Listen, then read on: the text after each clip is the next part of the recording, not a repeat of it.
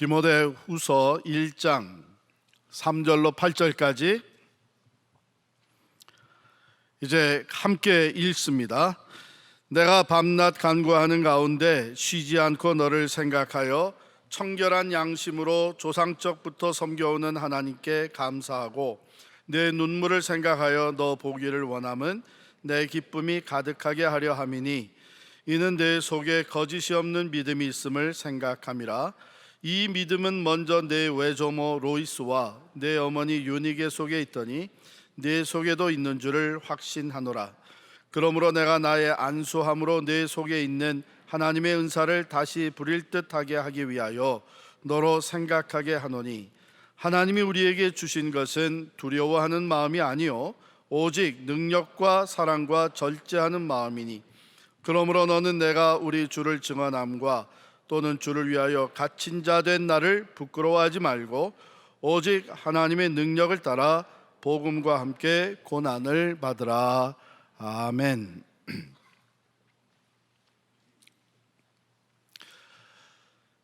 에나 자비스라고 하는 분은 11명의 우리 남매 중에서 8번째로 태어난 분이십니다. 그녀는 그래프튼 웨스트 버지니아에서 출생하고 성장했습니다.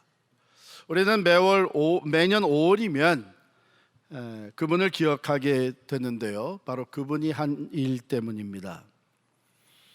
1905년에 애나는 그 어머니가 숨을 거두시는 임종의 자리에 곁에서 임종을 지켰습니다. 그 후 참 사랑하는 자기 어머니와 또 자신이 수년 동안 썬데이 스쿨 티처로 섬겼던 교회, 그 그래프튼의 세인트 앤드루스 메소디스트 처치, 거기에 요청을 해서 자기 어머니 추모일에 지역사회에 있는 어머니들을 기념해서 특별 월십 서비스를 갖기를 원했습니다. 이제 허락이 돼가지고 1908년 5월 10일 오전 돌아가신 그 어머니가 늘 좋아하셨던 흰 카네이션을 쫙 준비를 해서 그 예배에 참석한 모든 어머니에게 달아드렸습니다. 총 407명의 어린 아이들이 어머니들과 함께 참석을 했어요. 그래서 그때부터 이 카네이션을 달아드리는 마더스데이 카네이션을 달아드리는 일이 시작이 된 것이요. 그 후 에나 자비스는 필라델피아에서 마더스데이 커미티를 구성을 했습니다. 그 위원회에는 당시에 유력했던 특별히 그 식품 사업가였던 헨리 하인스, 그리고 백화점의 창시자인 존 워너메이커, 그리고 필라델피아 인콰이어의 에디터 편집인이 함께 위원으로 섬겼습니다. 1910년 웨스트 버지니아가 미국에서 최초로 공식적인 어머니 날을 지키는 스테이트가 되었고, 그 후에 이 동부에서 서부로 점점 어머니 날을 지키는 스테이트가 늘어갔습니다. 1913년 5월 10일 미 연방 하원이 어머니 날을 공식적으로 인정하게 되었고, 1914년 5월 9일 당시에 미국의 대통령이었던 우드로 윌슨 대통령이 5월 두 번째 선데이를 공식 어머니 날로 이렇게 사인을 하고 공포하였습니다. 즉 나라의 모든 어머니들에 대한 사랑과 존경을 공적으로 표명하는 날이 제정이 된 것이죠. 이렇게 생각을 해보면 이 에나 자비스가 자기 어머니를 사랑하는 마음으로 407명의 그 children들과 mothers, 어머니들을 교회로 초청하게 되었고, 그 한 여인의 어머니에 대한 사랑과 존경하는 마음으로 인해서 407명의 사람들이 예수 그리스도의 복음을 듣게 되었습니다. 그리고 그것이 유래가 되어서 오늘도 어머니 주일, 오늘과 같은 어머니 주일에 수많은 어머니들이 위로와 축복을 받고 있다고 하는 것을 생각해 볼 때에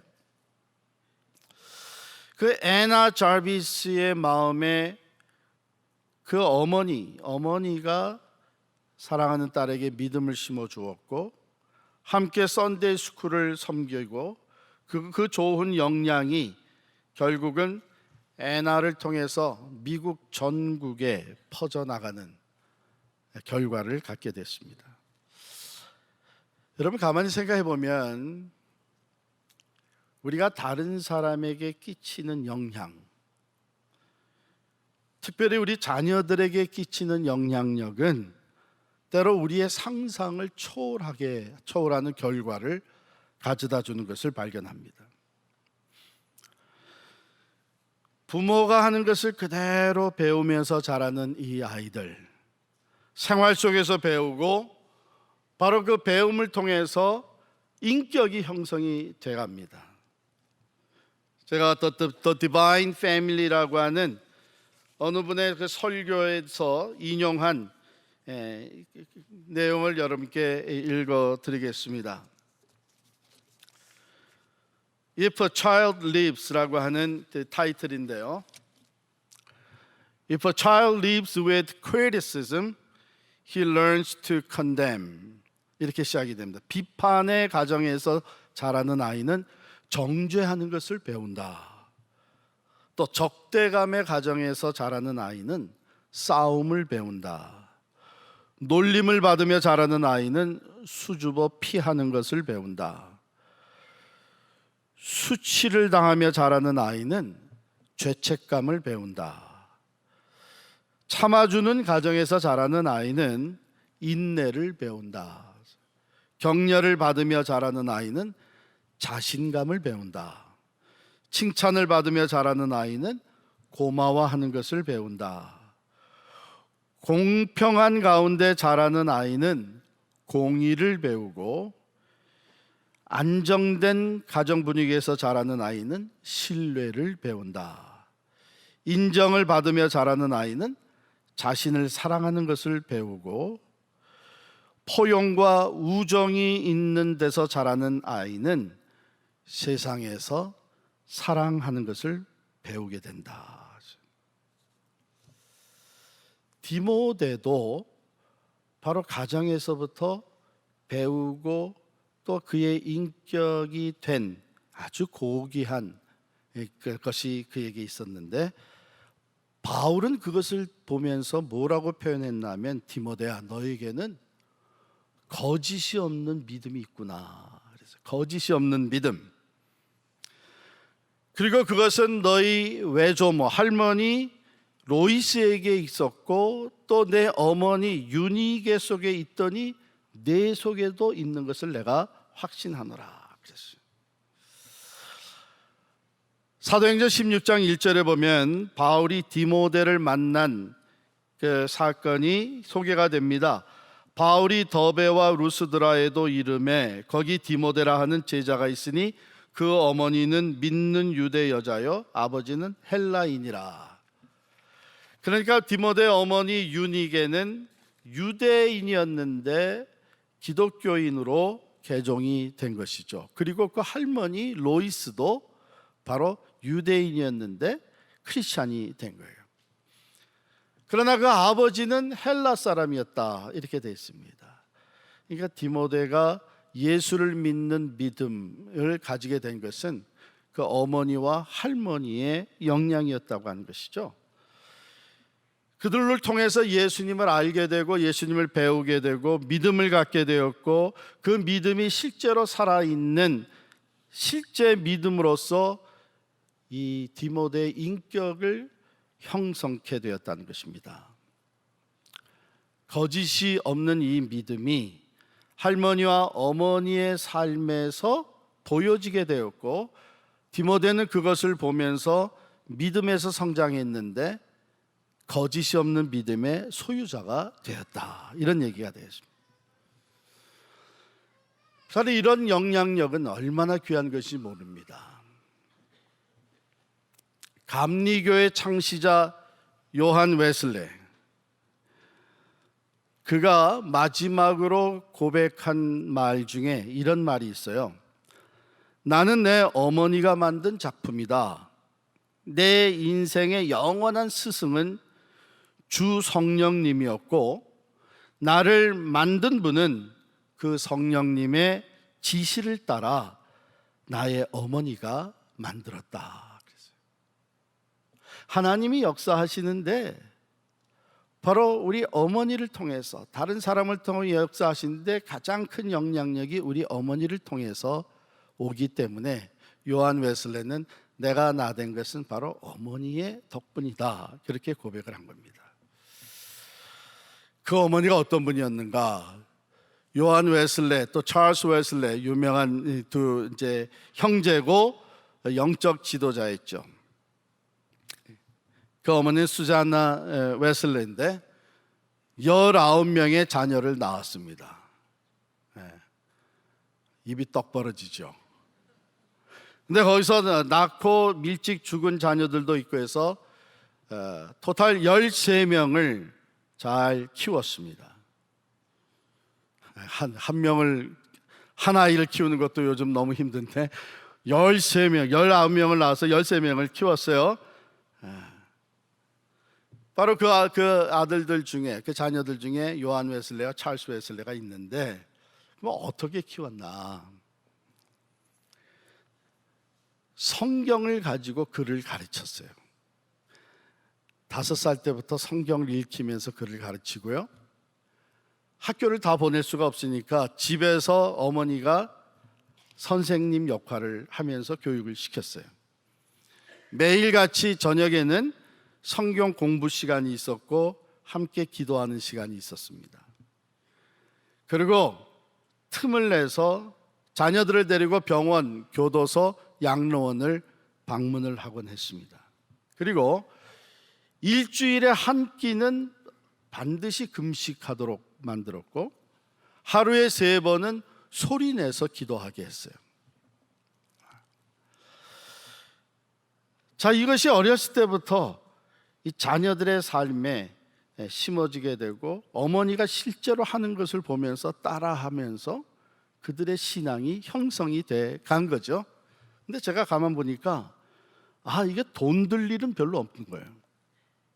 그렇잖아요. 집에서 가르치고 가끔 병원이나 양로원 갈 때에 빵을 구워서 가는데 조금 투자를 해야 되겠죠. 금식시키니까 오히려 세이브도 되고 소리내서 기도하게 만들고, 제가 가만히 생각해보니까 이런 생각이 드는 거예요. 오히려 돈이 없었기 때문에 돈이 없지만 해줄 수 있는 것이 뭔가 하는 가운데 이런 신앙 훈련이 이루어졌다 생각이 들고, 반대로 생각을 해보니까 오늘날의 어떤 때는 우리가 돈이 여유가 있기 때문에 학원을 몇 개씩 돌리고 일찍이 조기 유학도 시키고 돈으로는 높은 교육을 살 수 있죠. 돈으로는 훌륭한 기술, 재능을 키워줄 수 있습니다. 그런데 돈으로 인격이 형성되는 건 아니에요. 특별히 신앙 인격이. 그래서 어떻게 보면 돈이 없었던 게 이 자녀들을 훌륭한 신앙인으로 키우는 데에 도움이 된 거 아닌가. 오늘날 우리는 어쩌면은 경제적인 여유가 있기 때문에 내가 시간을 같이 내고 그들을 정말 어렸을 때부터 신앙 훈련과 교육을 시키는 것보다는 세상적인 교육으로 뺑뺑 돌리면서 많은 것을 해준 것 같은데 가장 중요한 하나님과의 관계, 믿음의 자리잡음이 되는 것은 어쩌면은 소홀히 되지 않나, 그런 생각을 하게 됩니다. 뭐가 더 중요할까요? 거짓이 없는 믿음이라는 것은 삶에서 보여지는 것이죠. 거짓이 없는 믿음이라는 평가를 받는 것보다 더 더 귀한 평가가 있을까? 여러분, 오늘날 많은 사람들이 교회를 비난하고 또한 교회에서 실망을 합니다. 그 이유는 우리가 교회 생활을 하면서 크리스천으로 살아가면서 이 거짓이 없는 믿음의 소유자가 되지 못하고 있기 때문이 아닌가. 그렇다고 하면 거짓이 없는 믿음이란 어떤 믿음일까? 영어 성경에는 sincere faith라고 얘기를 합니다. 이 sincere란 단어, 우리말로 번역할 때 성실하다 이렇게 주로 번역을 합니다마는 본래 이 단어는 라틴어에서 온 단어인데 문자적인 의미를 따지게 되면은 이런 뜻이었다고 해요. 밀랍초를 바르지 않았다라는 뜻. 그 beeswax, 밀랍초를 바르지 않았다 하는 뜻이랍니다.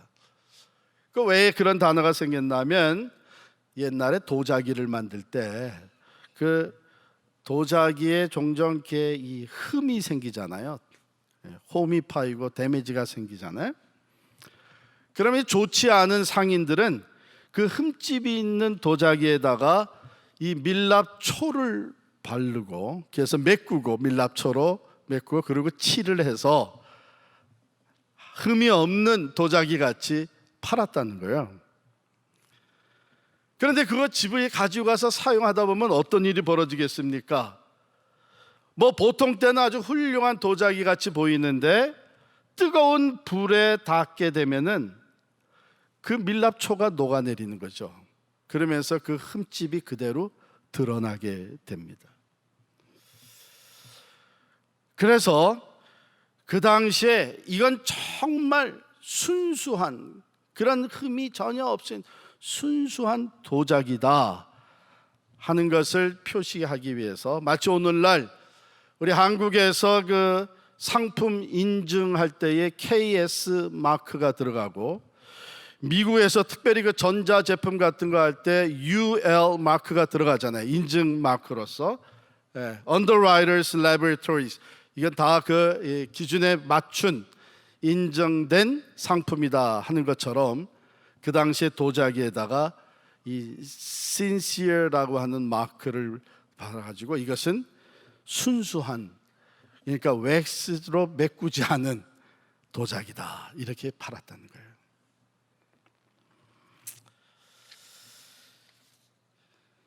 겉으로 볼 때는 훌륭해 보이는데 실제 삶에 들어가 보게 되면 특별히 어려움과 시련이 닥치는 걸 보게 되면 그 훌륭한 것이 데미지가 다 있는 것, 흠이 있는 것, 순수하지 못한 것이 드러나게 된다는 것이죠.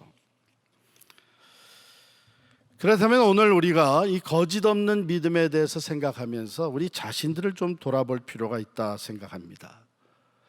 왜냐하면 우리 자녀들은 우리를 보고 배우고 자라고 있기 때문입니다. 그래서 우리 자신들에게는 혹시 거짓이 있는 믿음 생활하고 있는지는 아닌지, 우리가 죄로 인해서 하나님과 원수되었다가 예수 그리스도의 십자가의 사랑과 그 놀라운 용서를 받았다고 하는 것을 믿으면서 원수는 고사하고 가족끼리 또 한 교회 교인끼리도 용서하고 사랑하지 못한다면 그 믿음에는 거짓이 있다는 것이죠. 하나님의 사랑은 오래 참는 사랑, 그 사랑이 오늘도 나 같은 죄인을 향해 오래 참아주신다는 것을 알고 고백하면서 다른 사람의 작은 실수와 잘못도 참지 못하고 분노한다면 그 믿음엔 거짓이 있다는 것입니다. 전지전능 무소부재하신 하나님이 나를 사랑하시는 나의 아버지라고 믿고 고백하면서도 내 삶 속에 걱정과 불안과 두려움에 쌓여 있다면 그 믿음은 거짓이 있는 믿음이라는 것입니다. 예수 그리스도가 내 삶의 주인이라고 고백하면서 여전히 내가 내 삶의 주인이 돼서 살아간다면 그것 또한 거짓이 있는 믿음입니다. 또 하나님은 어디나 계시고 어디서나 우리를 바라보신다고 믿고 고백하면서도 아무도 보지 않는다고 거짓과 또 은밀한 죄를 여전히 가지고 있다면 그 믿음에는 거짓이 있는 것입니다. 하나님이 모든 것의 주인이시고 나는 하나님이 맡겨주신 것, 내 자녀들까지도 다 맡아서 관리하는 청직이라고 믿고 고백하면서 하나님의 뜻과는 상관없이 내 욕망과 욕심을 위해서 살아간다면 그 믿음에는 거짓이 있는 것입니다. 순수하지 않은 거예요. 예수 그리스도 안에서 영생과 천국을 소유하고 산다면서 나는 천성을 향해 나아가는 순례자라고 믿음으로 고백하고 노래하면서도 마치 이 세상에 영원히 살 것처럼 이 땅에 재물을 쌓아두면서 산다면 그 믿음엔 거짓이 있는 것입니다. 거짓이 없는 믿음은 내가 고백하는 믿음이 내 삶의 내용이 되는 것이죠. 하나님이 주시는 능력을 신뢰하고 고백하기 때문에 담대하게 살고, 하나님의 은혜는 늘 나와 함께하기 때문에 기쁨과 감사가 있고, 하나님이 거룩하신 것처럼 나도 거룩한 하나님의 자녀라고 고백하기 때문에 삶의 절제가 있고, 하나님의 목전에서 하나님 앞에서 내가 말하고 행동하고 있기 때문에 정직하고 바르게 살며, 나는 하나님의 사랑을 입은 자녀이기 때문에 나 또한 자비와 사랑을 베풀면서 모든 사람이 구원에 이르기를 원하시는 하나님의 마음, 그 마음을 내가 갖고 살기 때문에 다른 사람에게 생명의 복음을 전하며 복음을 위해서 살되 고난과 시련도 두려워하지 않는 믿음의 삶, 이것이 바로 순수한 거짓이 없는 믿음이라고 볼 수 있습니다. 더욱이 이러한 믿음은 고난과 시련의 과정을 지나갈 때에 명백하게 드러나게 됩니다. 마치 도자기에 왁스칠을 해서 메꿨던 것들은 그 뜨거운 불과 함께 녹아내리고 그 흠집이 그대로 드러나듯이 말이죠. 평상시에는 훌륭한 순수한 믿음의 소유자 같지만 삶의 시험과 시련과 역경과 고난이 들이닥칠 때에 그때의 거짓이 없는 믿음은 더욱더 분명하게 선명하게 그 순수함을 드러내게 됩니다. 우리 오늘 본문 7절 8절을 같이 읽을까요? 본문 7절 8절 같이 읽습니다. 하나님이 우리에게 주신 것은 두려워하는 마음이 아니요 오직 능력과 사랑과 절제하는 마음이니, 그러므로 너는 내가 우리 주를 증언함과 또는 주를 위하여 갇힌 자 된 나를 부끄러워하지 말고 오직 하나님의 능력을 따라 복음과 함께 고난을 받으라. 여러분, 사도 바울이 쓴 디모데 후서는 굉장히 퍼스널한 레터죠. 믿음의 아들, 자기 아들과 같은 믿음의 사람 디모데에게 마음을 다 열고 프라이빗 퍼스널한 레터를 쓴 거예요. 그래서 오늘 3절에 보면 내가 밤낮 간구하는 가운데 쉬지 않고 너를 생각하여 청결한 양심으로 조상적부터 섬겨오는 하나님께 감사하고 내 눈물을 생각하여 너 보기를 원함은 내 기쁨이 가득하게 하려 함이니 이는 내 속에 거짓이 없는 믿음이 있음을 생각함이라. 이 믿음이 내 외조모 로이스에게 있었고 내 어머니 유니게 속에 있더니 내 속에도 있는 것을 내가 확신한다. 이게 눈물과 디모데의 눈물과 또한 바울의 확신이 같이 나오고 있어요. 디모데가 왜 눈물을 흘렸을까요?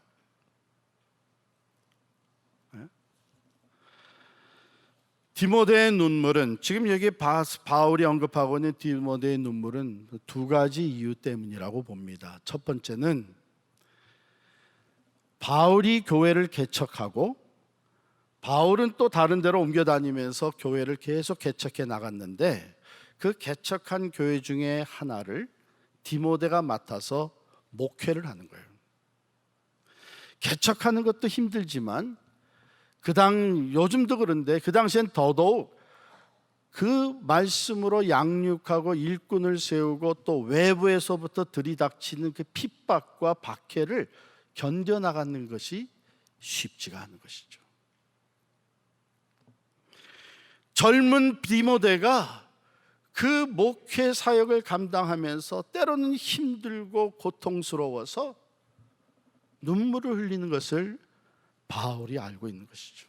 또 두 번째 디모데가 눈물을 흘리는 것은요, 지금 그렇게 자기가 사랑하고 존경하는 아버지와 같은 바울 사도가 다시 또 감옥에 들어가 있게 된 거예요. 너무 마음이 아프고 참 이제는 나이도 점점 많이 들어가는데 저 감옥에 갇혀 있는 아버지와 같은 사도 바울을 생각하니까 눈물이 나는 거예요.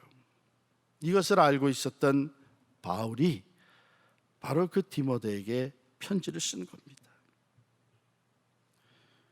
그 편지를 쓰면서 야, 내가 얼마나 힘드냐, 내가 나 때문에 고생을 하는구나, 지금이라도 너무 힘들면 그만둬라. 우리 너무나 사랑하는 관계니까 그렇게 얘기할 수 있겠죠. 또 나 또한 너무 힘든데 내가 지금 이게 한두 번도 아니고 계속 이렇게 감옥에 들어가 앉아있게 되면 얼마나 답답하고 고통스러운지 너 아냐. 그러니 너 계속해서 눈물을 흘리면서 나를 위해서 기도해다오. 내가 빨리 풀려나갈수록 기도해다오. 여러분과 인간적인 정으로 생각하면 충분히 그렇게 합니다. 여러분이 사랑하는 자녀들이 좀 환경적으로 어려워지고 또 이 관계에서 힘들어지게 되면 우리가 위로하고 또 편안하게 이끌어주기 위해서 야, 그럼 너 너무 힘들면 이제 그만둬도 돼. 이제 우리 힘들면은 다른 데로 또 이사를 가자. 이게 다 인간적인 우리 어머님의 사랑, 부모의 사랑이 얼마든지 그렇게 할 수 있었던 것인데 바울은 좀 달랐어요. 바울은 지금 디모데에게 뭐라고 먼저 얘기하냐면은 나는 분명히 확신한다. 네 안에는 순수한 믿음이 있다. 거짓이 없는 이 순수한 믿음이 너에게 있는 것을 확신한다. 자, 이제 너는 그 믿음을 근거로 해서 이 모든 것을 대처해 나가야 된다. 그러면서 8, 7절에 하는 말이 하나님이 우리에게 주신 것은 두려워하는 마음이 아니다. 내가 지금 목회 현장에서 일어나는 일들로 말미암아 두려움이 있다면, 내가 혹시라도 내가 다시 감옥에 갇혀 있는 이 일로 인해서 수치고 부끄러움과 두려움이 있다면 그건 하나님이 주시는 마음이 아니다. 순수한 믿음에 근거한 하나님이 주시는 마음은 오직 능력과 사랑과 절제하는 마음이다. 그러니까 내가 혹이라도 두려워하는 마음에서 눈물을 흘리고 있다면 너는 그것을 물리쳐라. 너에게는 분명히 그것을 물리칠 수 있는 거짓이 없는 순수한 믿음이 있다는 것을 내가 안다. 뿐만 아니라 내가 지금 복음을 전하다가 다시 감옥에 갇혀 들어와서 고통하고 힘들어한다고 하는 것, 그것 때문에 너는 조금도 부끄러워하지 말고 조금도 두려워하지 말고 오히려 너도 나와 함께 복음을 위해 고난을 받아라.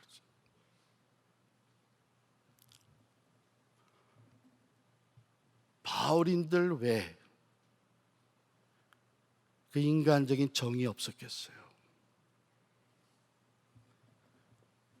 그러나 진정으로 디모데를 사랑한다고 하는 것, 그것은 이미 그 안에 자리 잡고 있는 거짓이 없는 믿음을 지키게 하고 그 믿음을 성장시켜 주는 것이 진정으로 디모데를 사랑하는 것을 그는 알고 있었습니다. 오늘날 너무나 많은 그리스도인들이 삶이 조금만 버거워지면, 조금만 힘들어지면, 인감이 조금 떨어지고 자녀들이 성적이 조금 떨어지면 교회고 신앙이고 다 집어치우고 적당히 그냥 형식적으로 교회 발만 들여다놓고 그 다음에는 믿음이 먼저가 아니라 세상이 먼저가 돼요.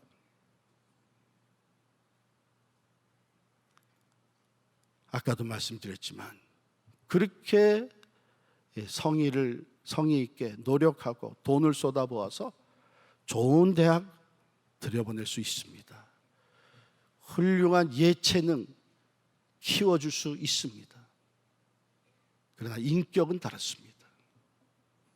한 사람의 삶의 기초가 되는 인격, 그것도 하나님을 믿는 믿음에서 세워지는 신앙의 인격은 돈으로 되는 것이 아닙니다.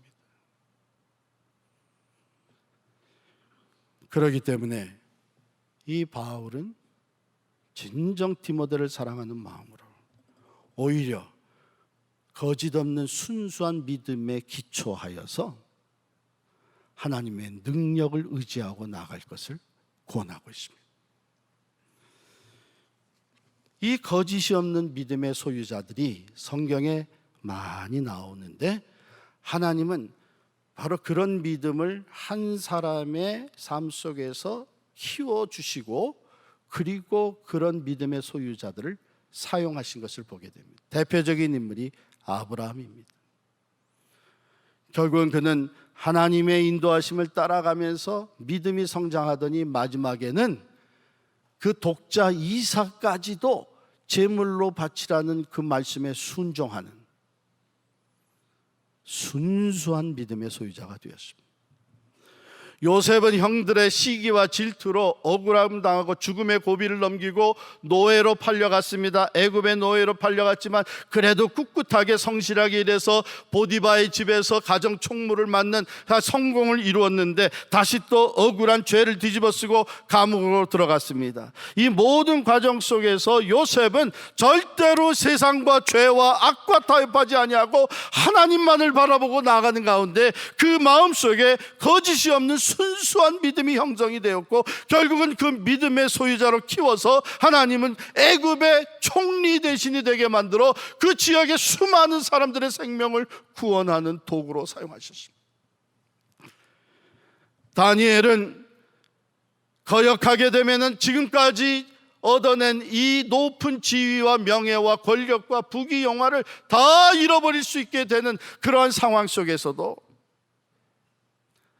하루에 3번씩 하나님께 기도하다가 결국은 붙잡혀서 굶주린 사자굴에 던지움을 당했습니다. 그러나 이미 다니엘은 하나님께서 그 거짓이 없는 순수한 믿음을 키워주신 사람입니다. 그 사자굴에서 머리카락 하나 상하지 않고 구원받는 역사가 나타났습니다. 이 일로 인해서 다리오 왕과 하나님을 알지 못하던 그 이방 나라의 수많은 사람들이 하나님을 알게 되고 하나님을 찬양하는 결과가 나타났습니다. 제가 이 설교를 준비하는데 저희 딸 에스더 전도사가 유스 그룹 학생 중에 한 학생이 얘기를 해주는 거예요. 아마 얼마 전에 여기에 한국 교회 몇 교회가 모여서 체육 대회를 이제 프린스턴에 가서 한 모양이에요. 그 종목 중에 하나가 배구인데 우리 교회 유스 그룹 아이가 배구를 잘하는 모양이에요. 그래서 이웃 교회에서 스카웃을 한 거예요. 자기네 교회 팀으로 와서 플레이를 해달라고. 그래서 갔는데 한 어른이 자기 친구하고 있는데 물어보더래요. 자기 친구한테 먼저 너는 어느 교회 다니냐? 그때 자기 친구가 나는 이런 교회 다닙니다. 그때 자기한테 물어봐. 너는 어느 교회 다니냐? 나는 필그림 선교교회 다닙니다. 그랬대요. 그랬더니 이 어른이 그 건물을 뺏기고 나와서 얼마나 힘이 드냐 하고서는 아주 측은하게 바라보더래요. 그때 이상하게 자기 마음속에서 약간의 그 격분이 올라오면서 우리를 그렇게 불쌍하게 볼 필요 없어요. 우리는 지금 We are going through this with perseverance. 우리는 인내를 가지고 이 과정을 지나가며 하나님의 연단을 받고 있는 것입니다. 우리는 진리를 위해서 믿음의 인내로 이것을 이겨나가고 있습니다. 그러니 측은하게 생각할 필요 없습니다. 여러분, 제가 그 얘기를 듣고 I was so proud of him. 그 아이가 그걸 자기가 생각해냈겠어요? 부모님이 얘기했겠죠. 너 지금 어려워도 너와 우리 가정 그리고 온 교회가 지금 우리 이 과정을 지나가는 것은 진리를 위한 것이고 하나님이 우리를 성숙해 하시는 과정을 우리가 함께 믿음으로 인내하며 나가는 것이다. 교회에서 선생님들이, 전도사님들이 그렇게 얘기를 했겠죠. 지난번에도 제가 말씀드렸지만 우리 팜 선데이에 입교 세례를 하는데 중학생에게 물었죠. What is church? 그랬더니 이 학생아이가 아주 당당하게 대답하는데 Pastor, church is not the building, but church is the people. 중학생이 그렇게 얘가 그걸 어디서 배웠겠어요? 우리들한테 배운 거예요. 부모한테 배운 거예요. 거짓이 없는 믿음. 환경이 변하고 가진 것을 잃어버리게 되고 어려움이 들이닥치면 금방 세상과 컴프로마이즈하고 혹이라도 내가 원하는 것을, 내가 가지고 있는 것을 잃어버리지는 않을까 해서 불안해하고 두려워하면서 적당히 세상과 타협하며 살아가는 그런 믿음 가지고는 새 시대에 주시는 새 사명, 하나님의 역사를 감당할 수는 없습니다. 그렇기 때문에 오늘 이 거짓이 없는 믿음에 대해서 확신을 하며 또한 그 믿음을 기반으로 해서 너도 오직 하나님의 능력을 따라 복음과 함께 고난을 받으라 권면하는 이 바울의 메시지는 말로만 주어진 것이 아니라 바울의 삶으로 이미 디모데에게 주어졌던 것입니다. 그러니까 거기에 힘이 있었던 것이죠. 빌립보서 1장 20절에 보면 바울이 옥중에서 쓴 편지에 이렇게 기록을 합니다. 나의 간절한 기대와 소망을 따라 아무 일에든지 부끄러워하지 아니하고 지금도 전과 같이 온전히 담대하여 살든지 죽든지 내 몸에서 그리스도가 존귀하게 되게 하려 하나니 이는 내게 사는 것이 그리스도니 죽는 것도 유익함이니라. 진정 우리가 이제는 내가 십자가에 그리스도와 함께 못 박혔나니 그런즉 이제는 내가 사는 것이 아니요 내 안에 그리스도께서 사는 것이라.